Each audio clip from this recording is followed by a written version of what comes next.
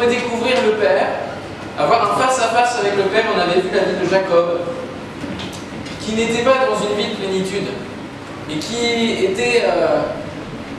marchait par lui-même, parce qu'il voulait vivre sa vie par lui-même, jusqu'à ce que Dieu vienne à sa rencontre et qu'il y ait un changement radical de vie.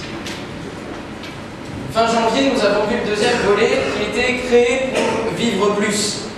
Et nous avons vu cette dimension de vivre plus avec Dieu, avec Jésus. Amen. Et on continue, parce que c'est pas fini. On a toujours besoin de rentrer de plus en plus dans la plénitude, dans la dimension que Dieu veut nous donner. Et dans la vie chrétienne, une vie chrétienne qui soit abondante. Une vie chrétienne qui soit faite de plénitude. Alors c'est vrai que Paul dit que nous connaîtrons finalement une plénitude, une perfection lorsque nous serons dans le ciel. Mais déjà, lorsque Dieu est dans notre vie, nous pouvons soit avoir une vie chrétienne, on va dire basique, qui est dans le bon, agréable, dans ce qui est, on va dire, le service minimum, soit une vie chrétienne abondante, une vie chrétienne qui soit dans la recherche de cette perfection. Amen. Amen. Alors on va voir le volet 3 qui s'intitule du platonique au pléthorique. Je vais vous dire qu'est-ce que c'est encore que ces mots. On va ouvrir la parole dans les Actes des Apôtres, puisque nous sommes dans cette série. Et c'est très fort parce qu'on a beau connaître ces deux premiers chapitres, ils sont toujours riches, ils ont toujours quelque chose à nous apprendre de nouveau.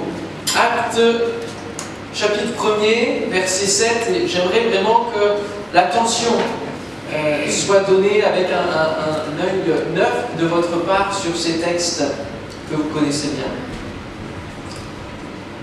Qu'est-ce qu'une vie platonique? Eh bien, c'est ce que nous lisons dans Acte 1, verset 7.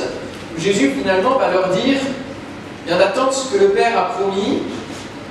Et les disciples ont posé une question: Seigneur, est-ce en ce temps que tu rétabliras le royaume d'Israël? Il va leur répondre, verset 7, ce n'est pas à vous de connaître les temps ou les moments que le Père a fixés de sa propre autorité, mais vous recevrez une puissance, le Saint-Esprit survenant sur vous, et vous serez mes témoins à Jérusalem, dans toute la Judée, dans la Samarie et jusqu'aux extrémités de la terre. Vous êtes là? Après avoir dit cela, il fut élevé pendant qu'ils le regardaient, et une nuée le déroba à leurs yeux. Vous imaginez la scène? Vous imaginez la place des disciples? Et comme ils avaient les regards fixés vers le ciel, pendant qu'ils s'en allaient, voici, deux hommes vêtus de blanc leur apparurent et dirent: Hommes galiléens, pourquoi vous arrêtez-vous à regarder au ciel? Ce Jésus qui a été enlevé au ciel du milieu de vous viendra de la même manière que vous l'avez vu allant au ciel. Amen. Amen. On peut s'arrêter là. Et peut-être que plusieurs parmi nous se sont arrêtés là dans leur vie chrétienne. Au verset 11 du premier chapitre des Actes des Apôtres. Peut-être que plusieurs d'entre nous sont encore en train de regarder au ciel. Dans notre vie chrétienne, dans notre vie prière, on peut être comme les disciples à demander à Jésus: est-ce que c'est le temps que je me marie? Est-ce que c'est le temps de ceci? Est-ce que c'est le temps de cela?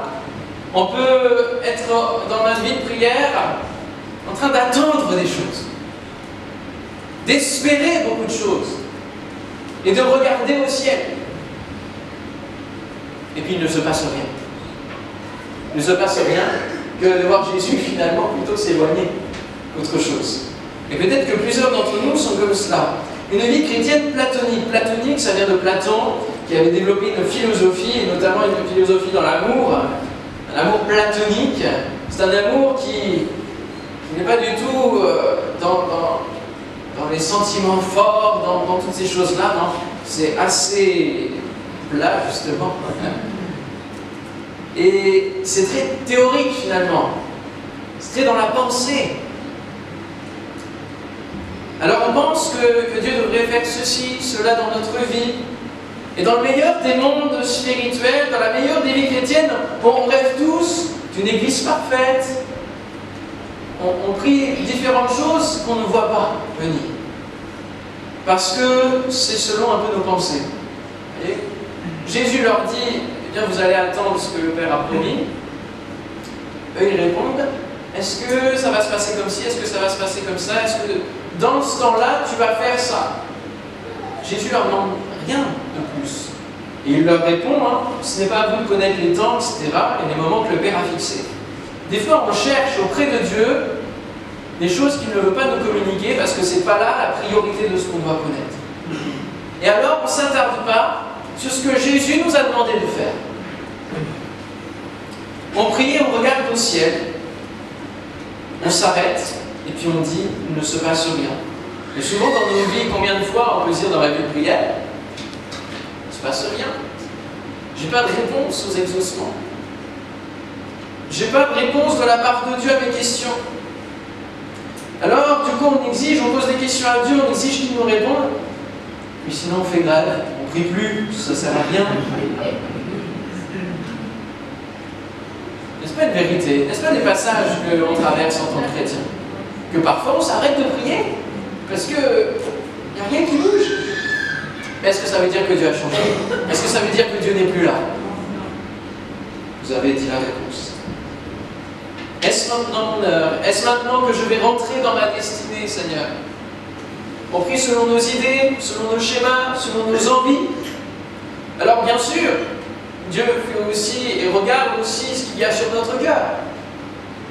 Mais quelle priorité mettons-nous dans nos vies? Est-ce qu'on met d'abord, Seigneur, quelles sont tes priorités à toi? Quelle est ta volonté à toi? Seigneur, tu vois la fille là-bas, je l'aime bien. Et Seigneur, fais que si elle se retourne dans 20 secondes, c'est vraiment un signe de toi. Si elle se retourne vers moi.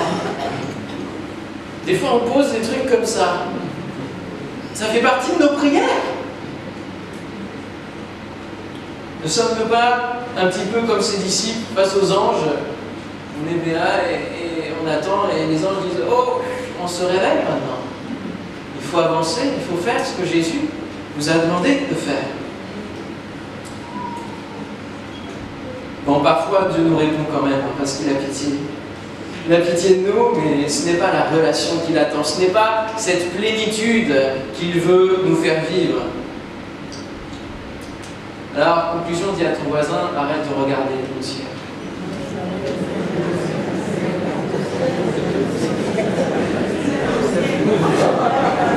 Arrête de regarder au ciel maintenant.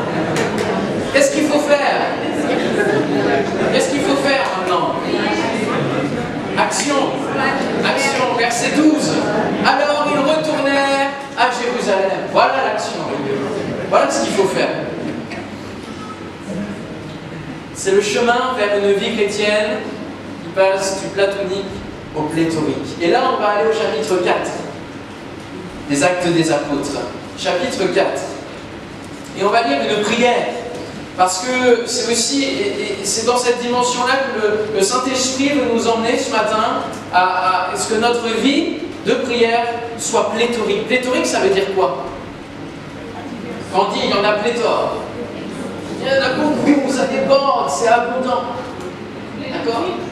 La plénitude, eh oui, pléthorique, c'est abondant. Qui parmi nous peut prier régulièrement, longtemps, parce que ça déborde, parce que ça ne s'arrête jamais? Je me mets dans l'eau face de ça. Ça n'arrive pas si fréquemment que ce que j'aimerais. De prier que ça déborde parce que mon cœur est bouillonnant, parce que le Saint-Esprit m'inspire dans mes prières et m'inspire dans les versets et dans les promesses que Dieu me donne et pouvoir les proclamer et pouvoir avoir une vie de prière abondante. Ici, acte 4, verset 23. Après avoir été relâchés, les apôtres allèrent vers les leurs et racontèrent tout ce que les principaux sacrificateurs et les anciens leur avaient dit. Lorsqu'ils eurent entendu, ils élevèrent à Dieu la voix tous ensemble et dirent: Seigneur, toi qui as fait le ciel, la terre, la mer et tout ce qui s'y trouve, c'est toi qui as dit, par le Saint-Esprit, par la bouche de notre Père, ton serviteur David, Pourquoi ce tumulte parmi les nations et ces vaines pensées parmi les peuples? Les rois de la terre se sont soulevés et les princes se sont ligués contre le Seigneur et contre son oint. En effet, contre ton saint serviteur Jésus que tu as oint, Hérode et Ponce Pilate se sont ligués dans cette ville avec les nations et avec les peuples d'Israël pour faire tout ce que ta main et ton conseil avaient arrêté d'avance. Et maintenant, Seigneur, vois leurs menaces et donne à tes serviteurs de tous les tuer. Donne à tes serviteurs d'annoncer ta parole avec une pleine assurance, en étendant ta main pour qu'ils soient protégés et qu'ils soient mis au fond des cavernes, pour qu'ils aillent trouver un refuge parce qu'ils ont peur à cause des menaces. En étendant ta main pour qu'ils se fassent des guérisons, des miracles, des prodiges. C'est pas l'abondance, ça? Par le nom de ton saint serviteur Jésus. Attendez, c'est pas fini. Parce qu'une prière abondante, une prière pléthorique, une prière remplie du Saint-Esprit donne pour conséquence qu'au verset 31, quand ils eurent prié, le lieu où ils étaient assemblés trembla. Ils furent tous pléthos du Saint-Esprit, parce que c'est le mot grec.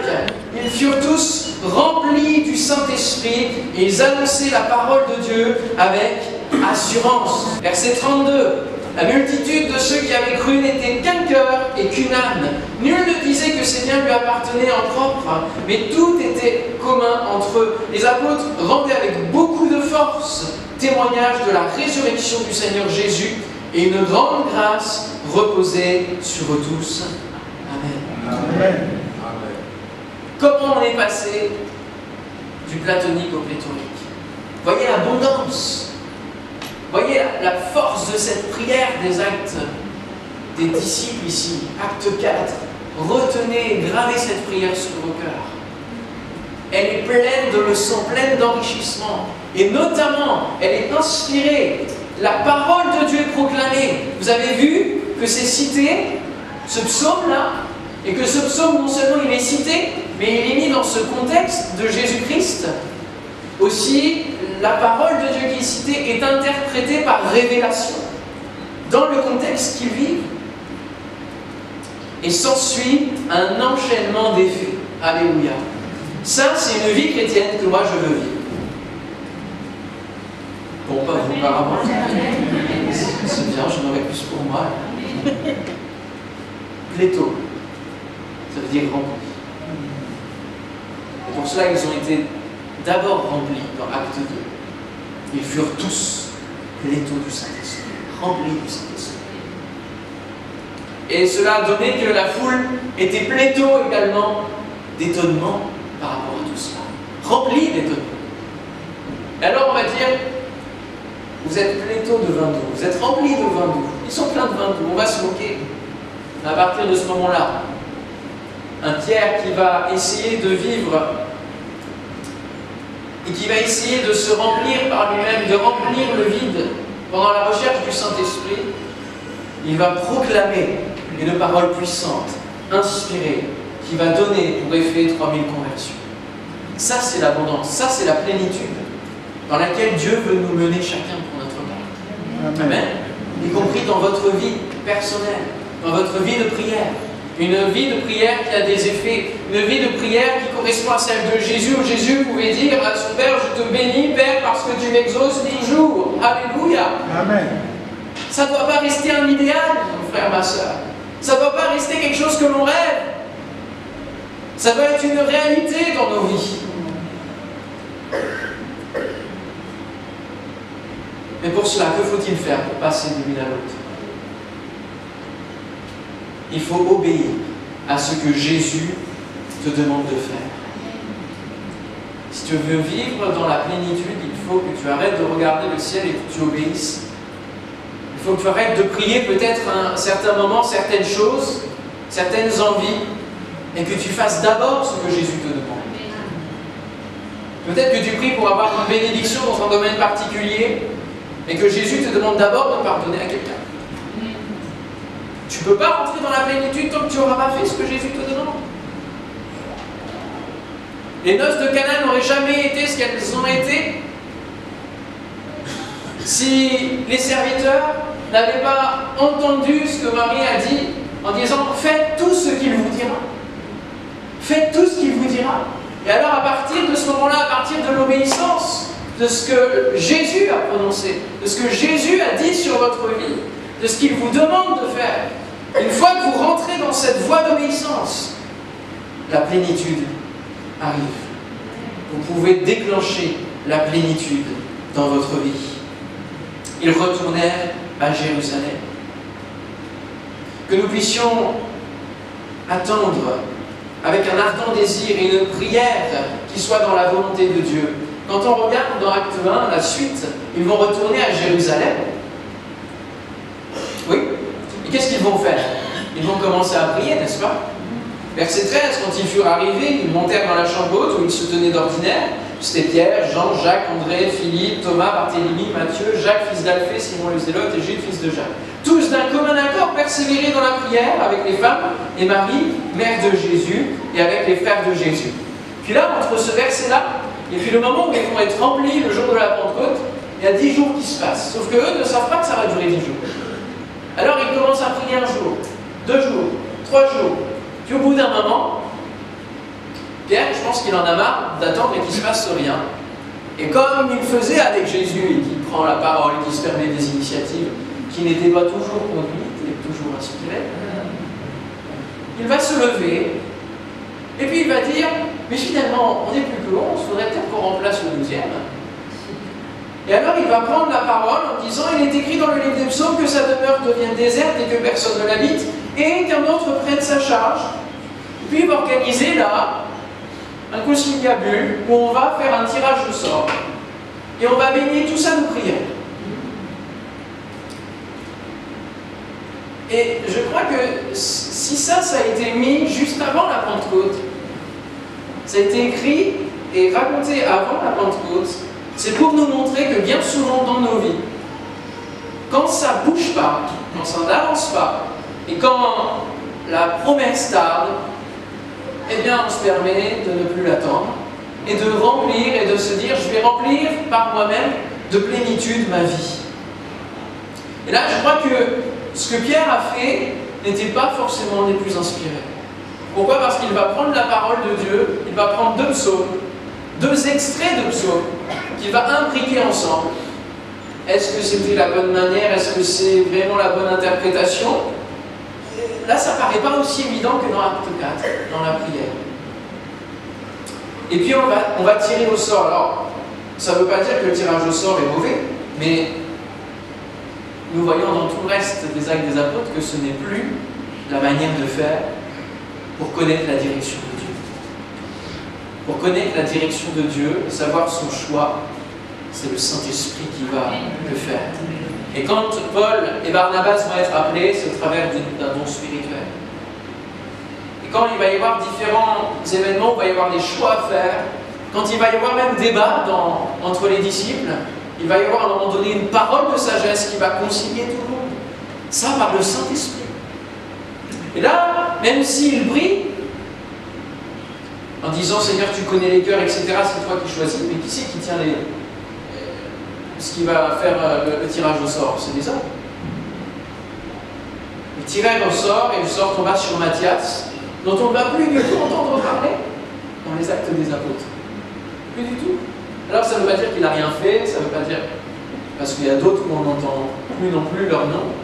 On va parler surtout de Pierre et de Paul. Mais ça, je crois que c'est l'image de quand on se remplit, quand on s'agite. Quand on s'agite comme Marthe, alors que Jésus aimerait tant qu'on soit en train de l'écouter. Quand on s'agite dans notre vie de prière et que là, oui, il y a peut-être une abondance, une plénitude, mais c'est nos mots, c'est nos paroles, et c'est les vaines paroles dont Jésus parle dans Matthieu 6. Là, il s'agit d'un comportement charnel. Et souvent, on fait ça parce qu'on n'arrive pas à faire face à nous-mêmes, à notre pauvreté de prière, à notre pauvreté de l'Esprit de Dieu en nous. Alors on s'agite, on comble, on met plein de choses, on remplit. Et même dans l'église, parfois on peut remplir, on peut donner l'apparence qu'on a une vie de plénitude, c'est pléthore, pléthore.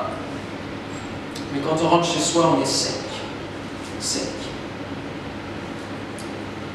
par rapport à cette sécheresse. Laissez-moi vous poser cette question. Comment passer de la vie platonique à pléthorique? Avez-vous le dépôt de la parole? Avez-vous le dépôt de la parole de Dieu? Je vais faire une expérience ce matin, je vais en faire deux. Et on va d'abord passer le diaporama.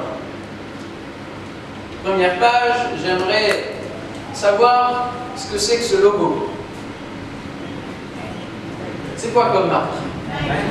Nike. Le slogan? Ok, la suivante? Pepsi. Pepsi. Ok, suivante? Apple. Ok, suivante? Ah, vous savez lire, c'est très bien, merci. C'est quoi le verset?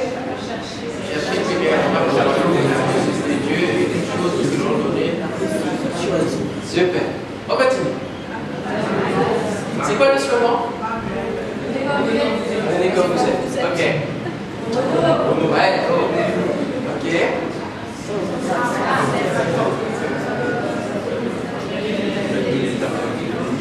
Oui, fais de l'éternel tes délices, il te donnera ce que ton cœur désire. Le slogan. Ça c'est fort. Même la chanson, là. Ok, L'Oréal. L'Oréal, pas ce que je confirme. Alors ils ont changé un petit peu, maintenant c'est parce que nous le valons bien. Ah oui, il fallait quand même nous englober pour mieux le voir. Hein. Ok.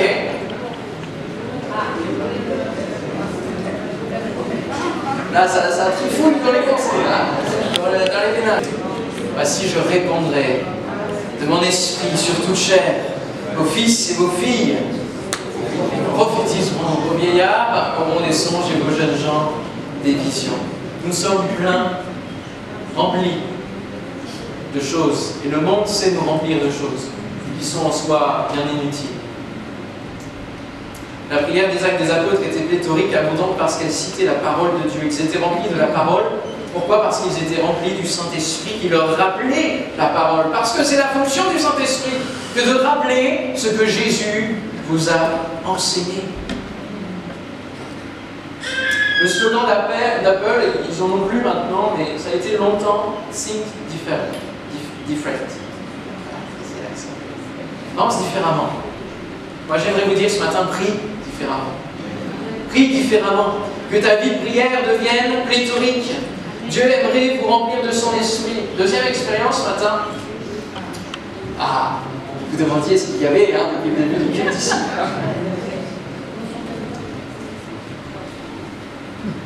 Nous avons dans cet aquarium le cours de ce monde qui passe, qui nous ballotte. Ici, nous avons trois vers qui représentent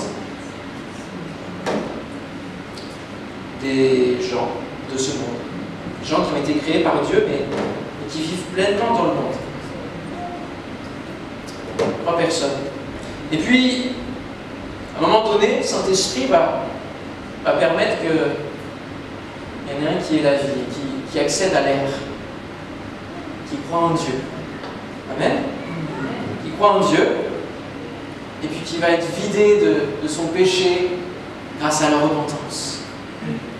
Le verre est vide, le verre est propre, le verre est séparé du reste du monde.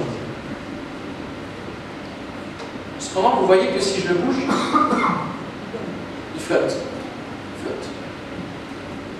Si je le bouge, il flotte, tout simplement. Je ne vais pas faire de magie ce matin. Ne vous inquiétez pas, j'aime pas ça du tout en plus. Il flotte, mais il est vide. C'est pour cela qu'il flotte. Il n'y a pas de dépôt de parole en lui. Il n'y a pas l'emplissage du Saint-Esprit.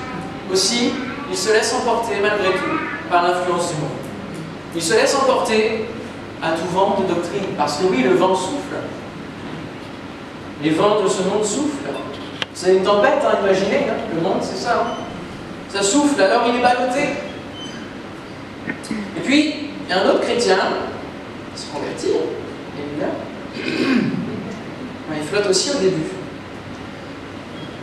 Seulement, le baptême du Saint-Esprit, c'est un remplissage. Ça symbolise le Saint-Esprit qui est envoyé par le Père. Et quand le Saint-Esprit est envoyé par le Père, il le remplit de son esprit. Et d'une part, le verre il tient bon. Il n'est plus ballotté par semaine. Non seulement lorsqu'il est rempli, il est rempli, il est rempli, il est rempli, il est rempli.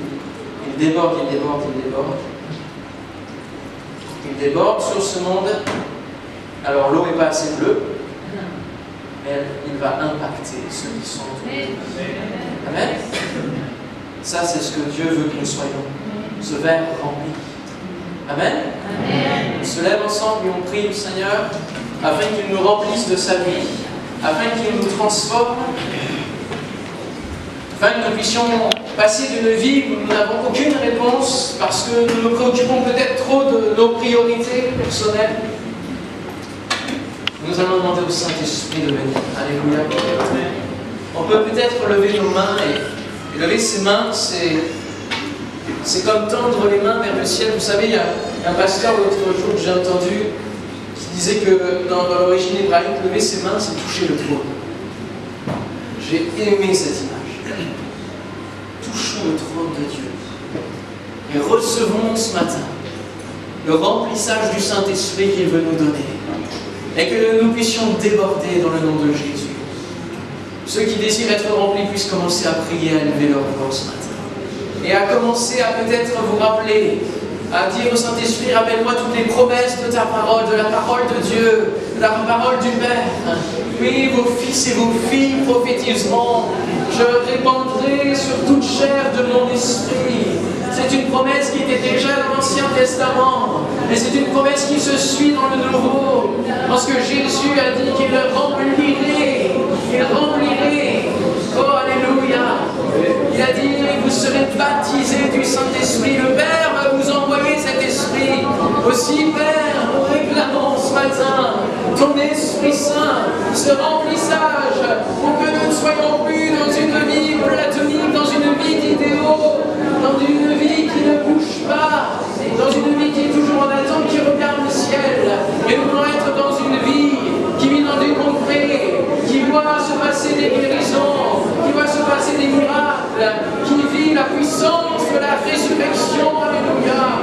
Oh, ce matin, nous voulons toucher ton trône de grâce, où tu dis que nous pouvons nous approcher avec sincérité. Approche-nous donc du trône de la grâce, afin d'obtenir faveur et grâce de la part du Père. Oh Seigneur, nous avons rappelé ce matin tes promesses à ton cœur, afin que tu puisses maintenant les déverser maintenant au nom de Jésus, qu'ils soient baptisés maintenant par la puissance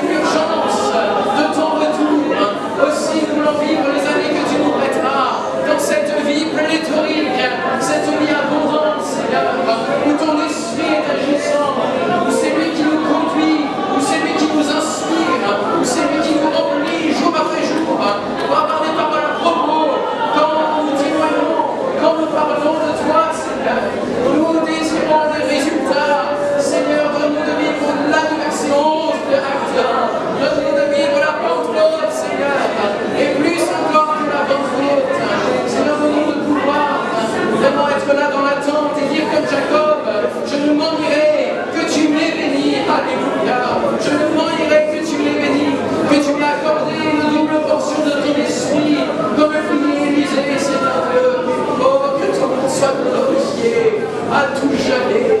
Soria da la la santa ya la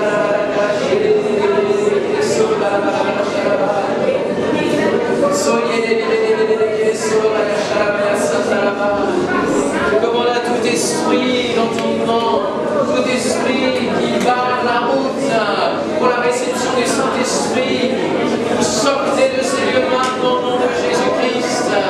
Merci Seigneur de nous libérer chacun, Seigneur Dieu, dans ta présence. Oh,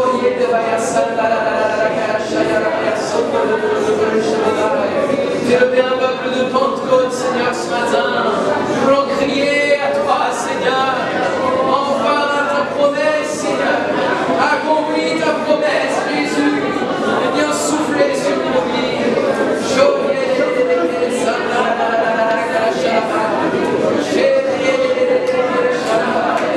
Oh, merci, Seigneur. Tu baptises, Seigneur, ce matin. Tu répands tes dons spirituels, Seigneur, pour ceux qui sont baptisés. Tu les renouvelles maintenant par ta puissance, Seigneur. Communique les dons spirituels.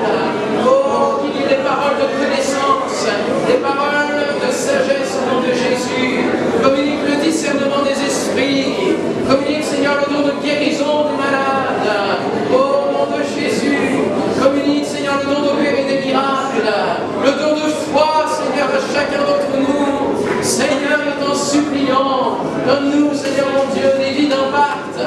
Oh, Seigneur, Barakita, la chouille de Colosola.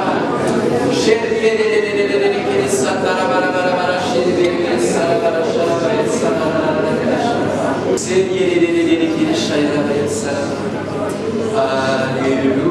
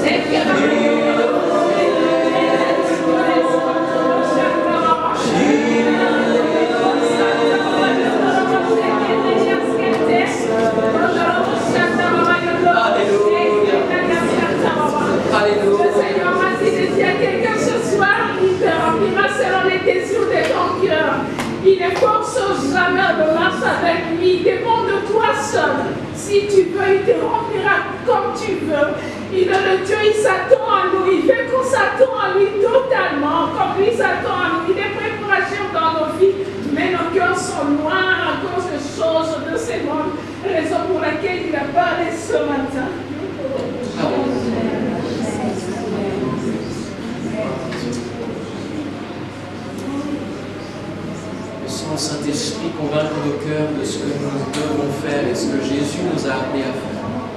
Et au quotidien, il nous demande de faire des choses. Vous savez, ce matin, le Seigneur m'a réveillé à 6h20. Simplement parce que j'avais des besoins naturels, mais en même temps, la pensée est venue, Et si tu passais 1 heure à prier avant le réveil de tout le monde? Je me suis recouché. Je me suis recouché et j'ai regretté. J'ai regretté parce que Jésus est revenu après.